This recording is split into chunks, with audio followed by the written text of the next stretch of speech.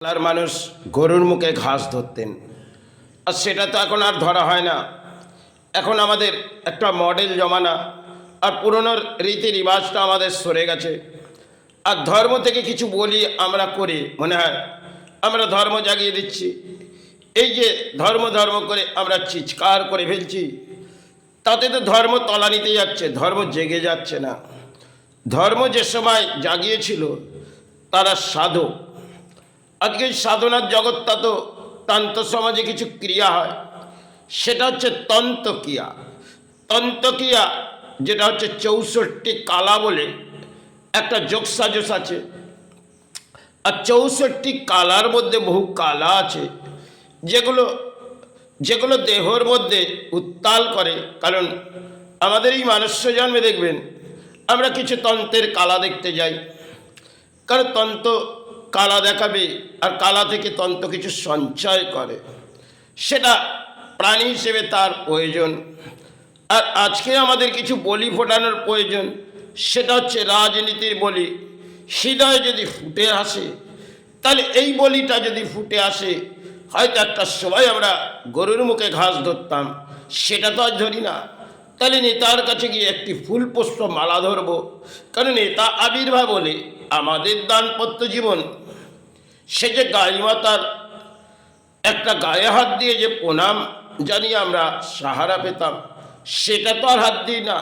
এখন নেতারা যদি আমার মাথায় হাত দেয়, তাহলে আমাদের পরম সৌভাগ্য হয়ে যাবে। এই চলে এসেছে বাংলার রাজনীতি করে একটি তরজার লড়াই। তাই আগেকার দিনের তো একটি তরজা হতো, এখন তো সে তরজা হয় না। তবে একটি তরজা বড় ধরনের ফুটে আসে, সেটা হচ্ছে রাজনীতির তরজা। কারণ কিছু সোশ্যাল মিডিয়া আছে আর কিছু মিডিয়া আছে যে তরজা করতে বসেছে। কারণ রাজনীতির তরজায় তাদের সন্তান লালন পালন হবে, আর তাদের জীবন হাসি খুশি এনজয় থাকবে। এই নেতারা যদি দেশের মাঝে প্রধান হয়ে যায়, তাহলে আমরা একটু তরজা করে নেব। আর তরজাটা দেখবে জনগণ, তরজাটা যেভাবে ফুটিয়ে দেবো। কারণ তরজা একটা সময় রেডিও মাধ্যম হতো, আজকে টিভি মাধ্যমে আমাদের তরজা হচ্ছে, রাজনীতির তরজা। আর তাতে যেন সমাজে জেগে উঠছে। কারণ কিছু মিডিয়া বসে পড়েছে, তাদের কিছু অর্থ চাই, তাহলে অর্থটা কিভাবে তারা সঞ্চয় করবে। তাই কিছুটা শিক্ষা অর্জন করে বসে পড়লেন একটি সংবাদে, এবং বসে বলি আবড়াতে চালু করলেন। কেন একটি বলি যদি আমি সমাজের করি, তাতে এতটা অর্থ আসবে না। তবে আরেকটি কাজ করি, একটি রাজনীতির বলি চালু করি, তাহলে সমাজের হৃদয় জেগে যাবে, আর রাজনীতিও জেগে যাবে। তাতে আমার হৃদয় যেভাবেও আমি তো তাদের কাছ থেকে দানপত্র পাবো।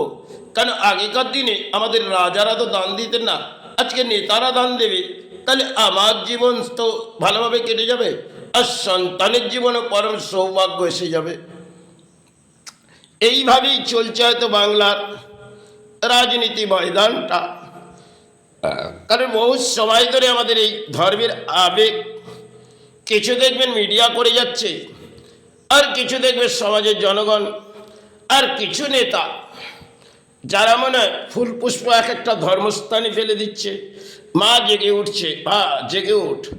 আমি যে বাংলায় বসে পড়েছি, তাই ধর্ম জাগাতে এসেছি। জেগে ওঠ মা, জেগে ওঠ। তুই যদি না জাগিস, তোর ঘুম ভাঙিয়ে ছাড়বো। তাই এইভাবেই আমাদের মন্দিরগুলো আজকে পরিণত হচ্ছে। একটা সময় সতীপীঠগুলো রাজারা সৃষ্টি করেছিলেন, মায়ের একটা অপূর্ব নীলা ছিলেন। তাই করুণাময়ী তাদের হাত দিয়ে একটা সৃষ্টির অবদান দিয়েছিলেন, আর একটি ম্যাগনেট পাওয়ার দিয়েছিলেন। আজকে যে সমস্ত মন্দিরগুলো আমাদের গড়ে ওঠা হয়, তার মধ্যে তো কোনো ম্যাগনেট থাকে না। এই ম্যাগনেটটা করতে গেলে সাধনার জগতে কেউ গেলে সে কিন্তু একটি ম্যাগনেট গড়ে নেয়, এবং ম্যাগনেটটির মধ্যে পাওয়ার থাকে। সেটা হচ্ছে লোহা টানার পাওয়ার নয়, সমাজের হৃদয় টানার পাওয়ার। তাই তারা সেটা করে বসতেন, মায়ের কাছে চাইতেন এটাই, সে মা আমার এই দেহ থেকে ত্যাগ দে। এই ত্যাগের মাঝেই এসেছি। তাই তারা ত্যাগী হয়ে আমাদের কিছু বুঝিয়ে গেছে। আজ আমরা ভোগী হয়েছি, কারণ ত্যাগ তো পারবো না, তাহলে ভোগটা কীভাবে আসবে, অর্থ সঞ্চয় কিভাবে হবে? আর অর্থ সঞ্চয় না হলে তাহলে আমার মাতা পিতার বরং দুর্ভাগ্য হবে। কারণ মাতা পিতা একটি শিক্ষা অর্জন করেছে, আর সেই শিক্ষাটা নিয়ে যদি বলি না ফোটাতে পারি, তাহলে আমার সন্তান যাদের জন্যে গড়ে দিয়ে যাব, এই রাজনীতির বলে কিছু গড়ে দিয়ে যাব। এই চলছে বাংলার একটা তরজার ময়দান। এবং সবাই যে তরজাটা হতেন সেটা রেডিও মাধ্যমে বৃদ্ধ মানুষরা শুনতেন। আজকে যে চর্চাটা হচ্ছে, কেন ইয়ং জেনারেশন শুনছে, কেন একটা টিভি মাধ্যম, কিছু সোশ্যাল মিডিয়া মাধ্যম, তর্জা করো, বসে বসে তর্জা করো। কি তর্জা করবে না? রাজনীতির তর্জা করো।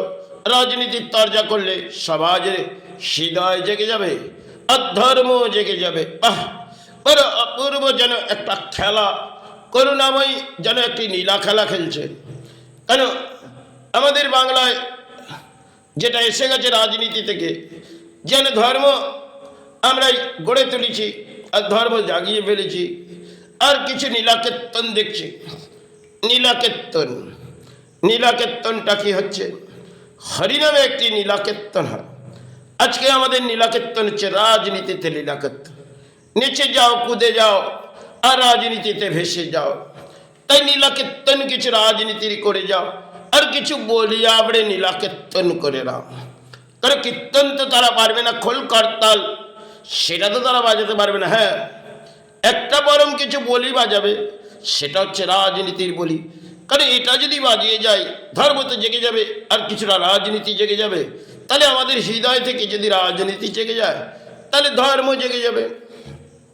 আর ধর্ম যখন আমাদের জেগেই যাবে, তাহলে এই বাংলার দুর্ভাগ্য কেন এলো?